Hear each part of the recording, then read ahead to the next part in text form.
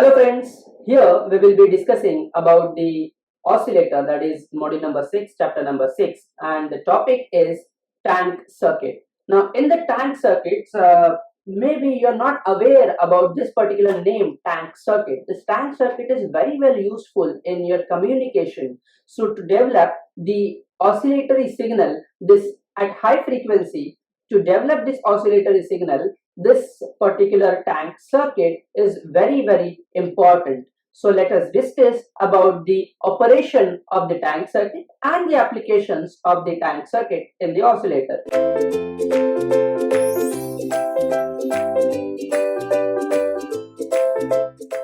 Guys, on your screen you have L and C connected in parallel.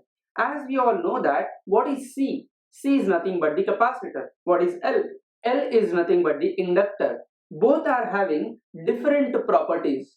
C is nothing but the capacitor which stores the energy in the form of charges, and the L, that is inductor, stores the energy in the form of magnetic field, that is flux. So first of all, we'll have to discuss about what is C, what is L, what are their property, and why we are using this particular parallel combination to have the oscillatory signal.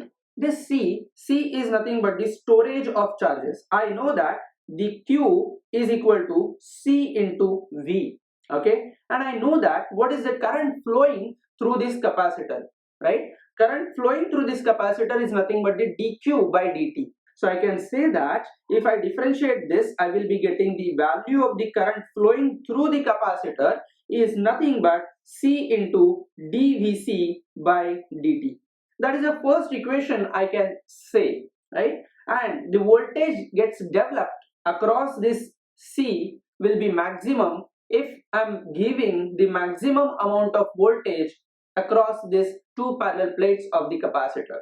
So beyond that, beyond the capacity of the capacitor cannot store the charges. So up to certain value of the limit on the capacitor, beyond that capacitor will not store the charges anymore. So this is how about the capacitor. We will discuss about the inductor now. So if I'm talking about inductor,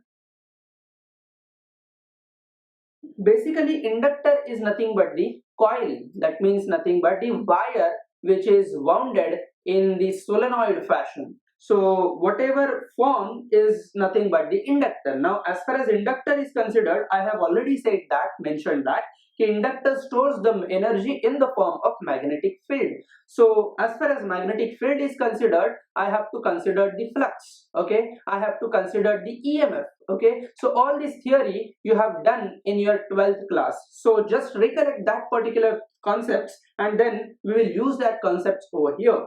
L, so I know that what is L, basically current flowing through that L, I can say IL is nothing but 1 upon L integration of what, dVL, right, with respect to t, because VL will be the function of time. And in the same way I can say that what is voltage developed across the inductor is nothing but L into di divided by dt, where I is nothing but current flowing through the inductor, right? First of all, I must say that this equation is important, equation number 1. This equation is important, equation number 2, for the analysis of the operation of this tank circuit. So let's do the namakaran now. I know that this is nothing but the tank circuit. Why tank word is used in this particular circuit, I will tell you within few minutes. So I'll do the namakaran for this.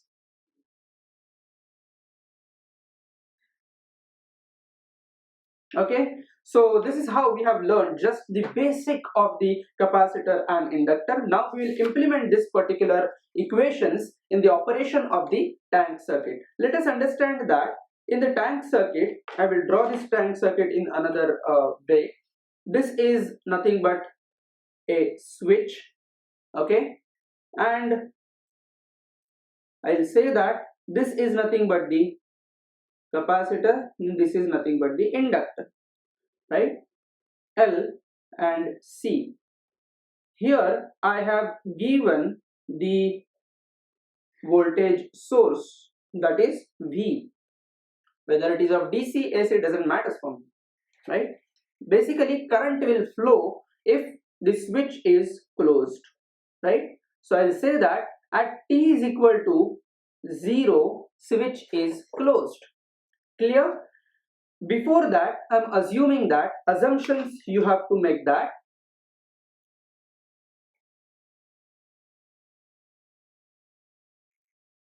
capacitor is completely discharged before t is equal to 0, right?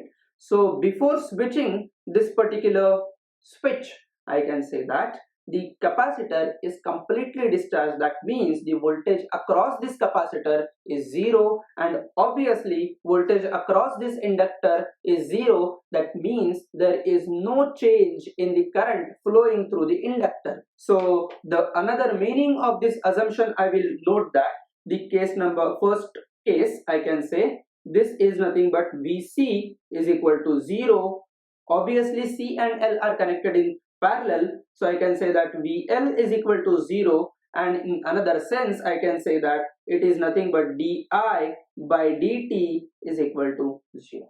So this is the first step of assumption I have made. Now we have to start our operation. So we will say that case number A, at t is equal to 0, right? At t is equal to 0, switch is closed, right? Once switch is closed, capacitor starts getting the charges, right? And capacitor starts charging to particular value of voltage that is equal to this particular voltage. Obviously certain noise in this particular wire due to the voltage developed in the wire, right? So that particular voltage gets reduced, and whatever value of voltage will get, that will be obviously less than or equal to V. So at t is equal to 0, what operation exactly taking place? Charging of capacitor, right? Charging of the capacitor takes place, and I can say that voltage across capacitor increases, right? Once voltage reach to particular value, I will say that I will take this switch off. So we will say voltage across capacitor increases when VC reaches V, right? Switch off the switch, right? So in this particular case, I can say that capacitor starts charging, and at the final stage of this particular case, I will be getting this particular diagrammatic representation, and where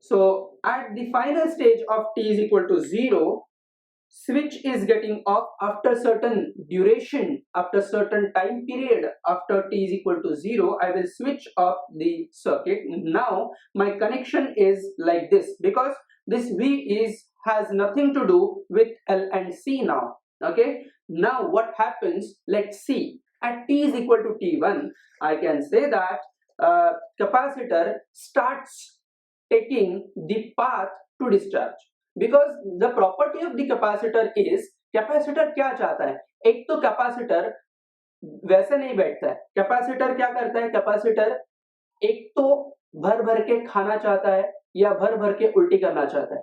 capacitor will not remain as it is, either it will charge, either it will discharge, right? So capacitor एक तो charge करेगा नहीं तो discharge करेगा. अगर तो वो fully charge है तो it will start hunting the path to discharge. Now this capacitor is having the path of discharge across from the inductor, right? Now I'll draw the circuit of the tank circuit.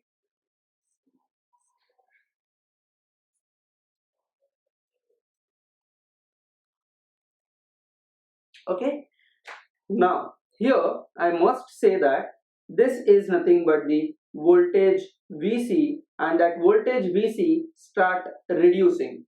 As it discharges, this current will flow through the inductor, right? So I will flow through this particular path to have discharge path through the inductor. Now what happens exactly across the inductor? Because as current flows through the inductor, as I know that by using right hand rule, the change in the current, the flow of current will develop the magnetic field across the inductor, as we have learned the solenoid form. So this is same as that of a solenoid, and the magnetic field will get developed across the inductor. And as I'm saying that this is nothing but the direction of the current is downward, right? So if I am applying the right hand thumb rule with respect to the current flowing through the conductor, magnetic field gets developed around the conductor, right? So I can say that if I'm using this kind of theory of right hand thumb rule, then I will get the magnetic field is coming, magnetic lines of force are coming out of the plane from the right hand side of the inductor, and the left hand side of the inductor, it is going into the plane. So this is how the journey of the magnetic lines of force. So I can say that this is the direction with which the magnetic field gets developed. As I know that this is the discharging phenomena, so at time t is equal to t1, and furthermore I can say that capacitor starts discharging through inductor with current I. Okay, as capacitor starts discharging, this current will start increasing through the inductor. So I can say that as VL is equal to L di by dt, this EMF, that is voltage across inductor, gets developed, right? So voltage across inductor gets developed, that is nothing but L into dl is constant, right? So L is a passive component, that is constant. Di by dt, that is nothing but the change in the current gets developed. So as change in the current, that's why the flux is getting developed across this particular inductor. So I can say that there is nothing but the voltage across inductor VL. Okay, as this capacitor completely discharges, right? As this capacitor completely discharge हुआ, मतलब क्या हुआ? At the end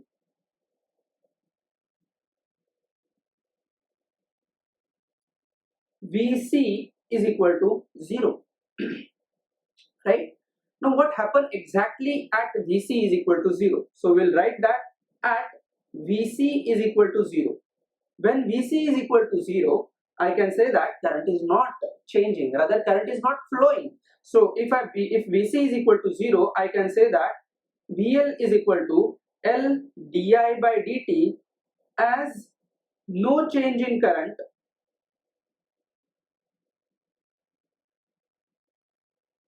across through no change in current through inductor L. I can say that VL also becomes 0, and now I can say that there is nothing but the collapse of magnetic field. So magnetic field gets collapsed. So I can say that magnetic field collapsed, right? This is how the change in the voltage from peak value to zero value, right? So first of all, I have taken the switch on where capacitor was charging and the voltage is increasing, and then capacitor discharging, voltage is decreasing to zero. Now let's see what happens after at t is equal to t2 in the next case. So after this complete case, I can say that here the voltage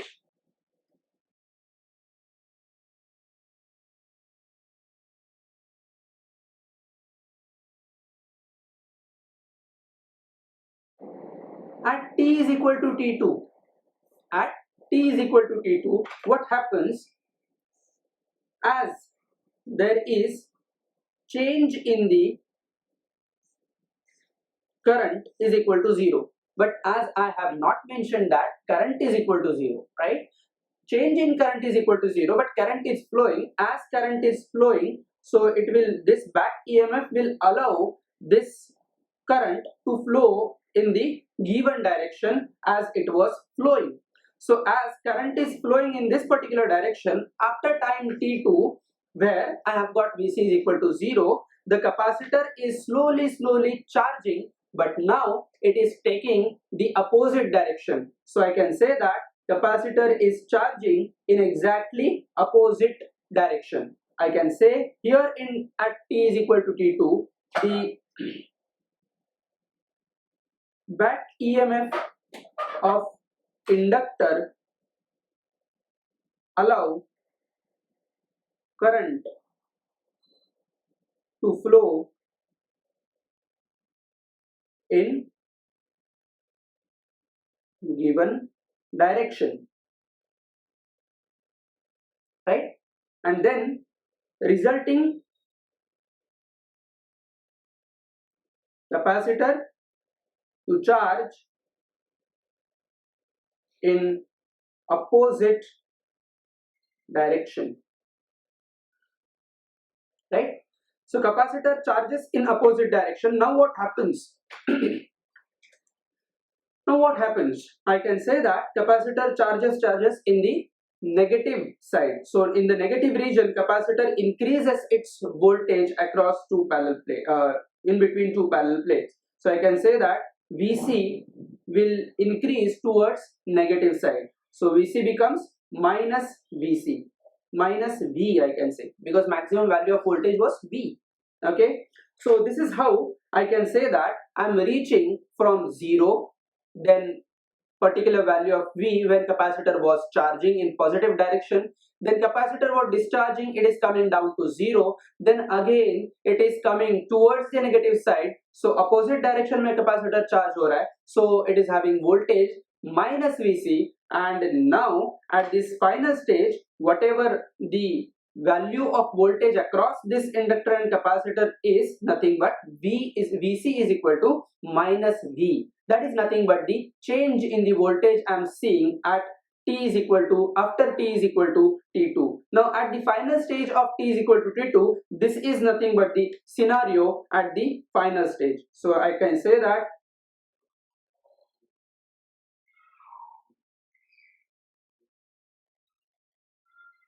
this is nothing but the scenario at the end of case C. Now let's discuss here itself about the case D. So in the case D, at t is equal to t3, at t is equal to t3, what happens? Because capacitor is already completely charged, so beyond that capacitor cannot charge, right? So V tak hi charge karega, right? So after that, again as I said that capacitor क्या चाहता है, capacitor की सोच क्या है, capacitor ये चाहता है कि मैं कंटिन्यूअसली खा जाऊंगा, राइट? और अगर खाना खत्म हो गया तो आई विल कंटिन्यूअसली डू उल्टी, right? So that is nothing but the discharge. So it will hunt for the discharge path, and it has only one discharge path, that is nothing but the inductor. So now the capacitor discharge, but this is nothing but with opposite direction. So now I can say that capacitor discharges but in opposite direction, right? That leads to develop the magnetic field across the inductor. So I will write that results in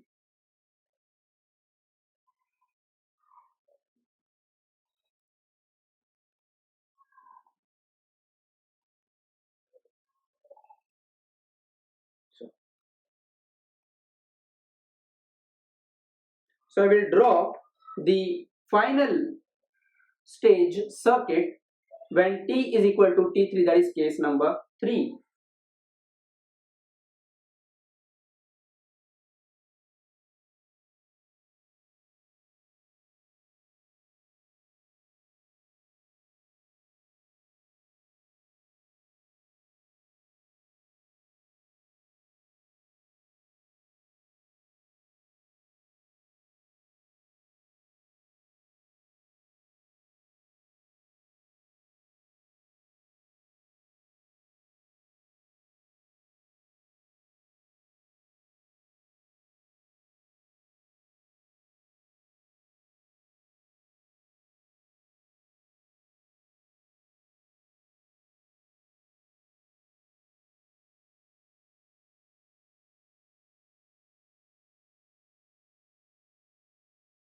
Now at the end of T is equal to T3, we have got the capacitor is completely discharged, and now I have got the magnetic field around the inductor, right? When I will move again towards the next case, that will be the repetition of the first stage, I can say. You can realize after this particular case at, I can say, T is equal to T4. What will happen at T is equal to T4? Can say that,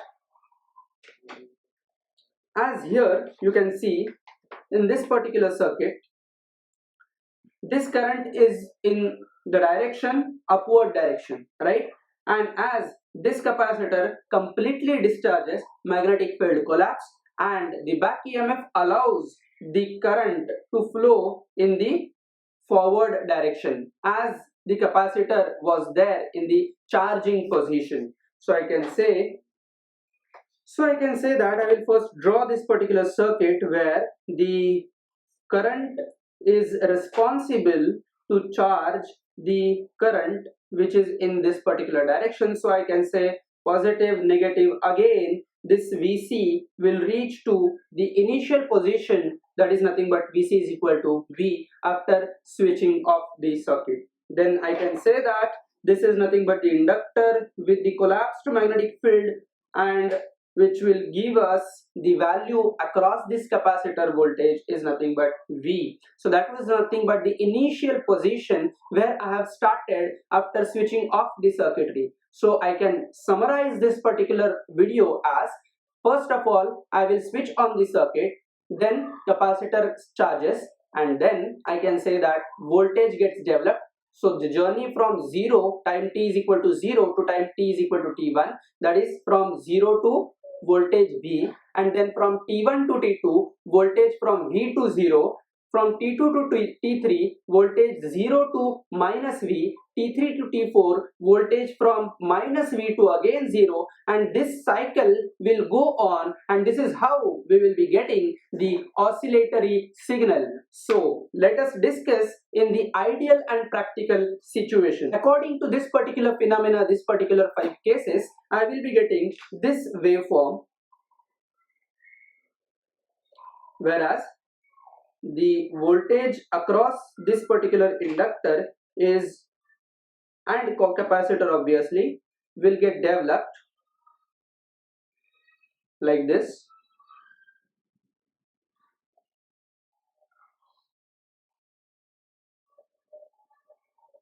And so on. Okay, so that is nothing but the ideal situation where even at time t is tending towards infinity, my peak to peak value will remain as it is. That is called as sustained oscillation, right? So here I will note that this is time t is equal to t1, time t is equal to t2, here time t is equal to t3, and time t is equal to t4 again. Okay, so we will say this is 0, we will be getting the sustained oscillation in ideal waveform. But where ideal waveform is considered, I will draw the ideal circuit, right? This is simply the inductor and the capacitor in parallel form, C and L, right? But if we are considering about the practical waveform,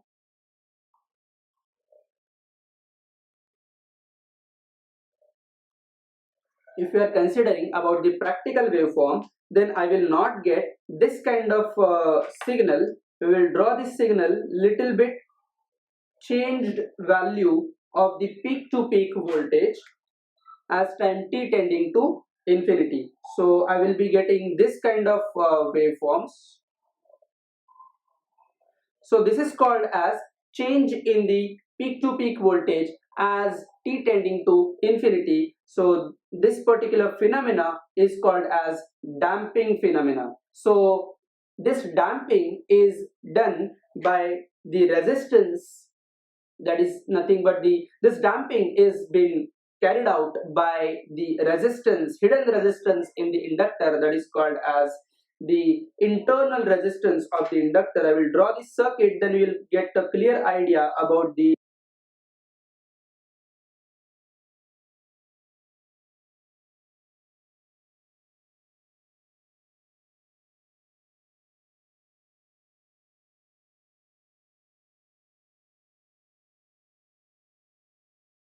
this R is dissipating some power.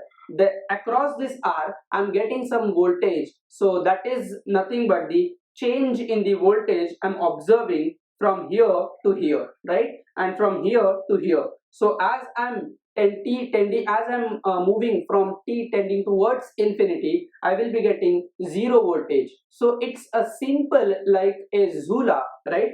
बचपन में आप झूले पे बैठे होगे, right? So if I have not applied any kind of force consistently, then I cannot move with a sustained oscillation. First of all, we start from zero, then we move towards the peak value forward, then again original position, again backward peak, again original position, again forward peak. Like that, you can get this sustained oscillatory movement only when if you have the force from the backside, right? So if we consistently give the push from backside, then and only then it is possible to have this sustained oscillation. Otherwise, what will happen? Otherwise, damping will happen. That means from forward to zero, zero to backward, backward to zero, and from zero to forward when I'm moving on the next time, I will not reach to that particular peak. Understood? So that's how the damping nature in the signal as well. So this here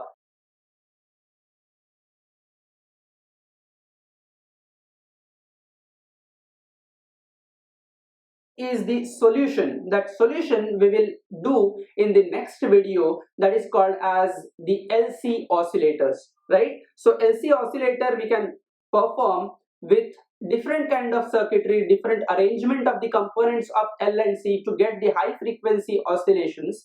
So we will wind up here. I hope you are clear with the practical and ideal scenario of the tank circuit and why it is called as tank circuit. That question is left unsaid. As I said that one tank is been filled and again it is been empty, again it is filled, again it is empty. That's why this is called as tank circuit. So basically this is nothing but the tank of full of charges and empty charges, full of charges and empty charges, such that I will get this change in the voltage signal across this capacitor. I hope your idea is very clear about this tank circuit and where we have to use this tank circuit. For that, stay tuned for further videos. Thank you so much for watching this particular video. Learn more and more ADC along with me, along with Ekeeda videos. Thank you so much.